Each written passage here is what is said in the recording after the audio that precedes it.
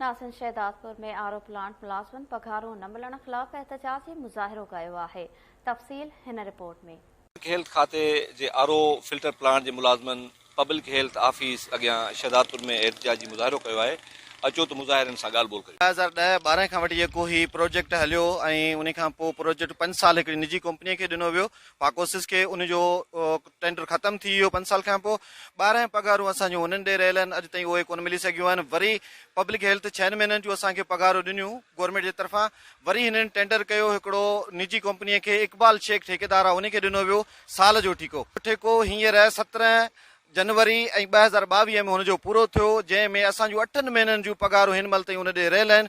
जॾहिं त हुनखे 10 महीननि जूं पघारुनि जो बिल जेको पब्लिक हेल्थ ॾेई चुको आहे, लेकिन उहो असांखे पघारूं कोन थो ॾिए। असां सां वॾो ज़ुल्म आहे, असां सां वॾी ज़्यादती आहे। उन सां गॾोगॾु आरो प्लांट जेके आहिनि उहे नाकारा बणियल आहिनि ऐं बिल बि वठी चुको आहे, लेकिन प्लांट फंक्शनल कोन थी सघिया आहिनि अञा ताईं। आरो जेके वाटर फिल्टर प्लांट सिंध हुकूमत जो पंहिंजो इन्हनि चालू कया हुआ, हुनमें असीं मुलाज़िम आहियूं बतौर ऑपरेटर ऐं बतौर चौकीदार। असां 24 कलाक हिन ते ड्यूटी कयूं था, पर असां 3-4 सालनि खां वेतन लॻो पियो आहे। त अॻे हिकिड़ी प्राइवेट कंपनी हूंदी कराची जी पाकोसिस जे नाले सां, जेके सॼे ओवरऑल सिंध जा प्लांट वरिता हुआ। उहे आख़िर में 12 पघारूं सॼे सिंध जूं खाई भॼी वई। हुन खां पोइ गवर्नमेंट पाण असांखे 6-7 पघारूं असांखे गवर्नमेंट पाण ॾिनियूं आहिनि 17-17.5 जे हिसाब सां। 25,000 ऐलानियन उन्हनि मां असांखे सिर्फ़ु 11,000 ॾिना आहिनि। उहे 4 महीननि जूं असांखे पघारूं ॾिनियूं आहिनि। साल 13 महीना गुज़री चुका आहिनि, असांखे 4-5-6 पघारूं असांखे मिलियूं आहिनि। 8-9 महीननि जूं असांजूं पघारूं अञा कोन मिलियूं आहिनि। असांजो गवर्नमेंट खां इहो मुतालबो आहे त असांखे फिल फोर गवर्नमेंट में ज़िम करे या जेको ऐलानियन 25,000 रुपया हू पूरी पघार असांखे ॾियारी वञे। 2010 खां प्लान लॻा विया, उन खां पाको सिगरेट न विया, उन खां पोइ पब्लिक हेल्थ वटि वरितो वियो 6 महीननि जो। उन खां पोइ वरी हिन नए ठेकेदार मोहम्मद इकबाल शेख ॾिनो वियो,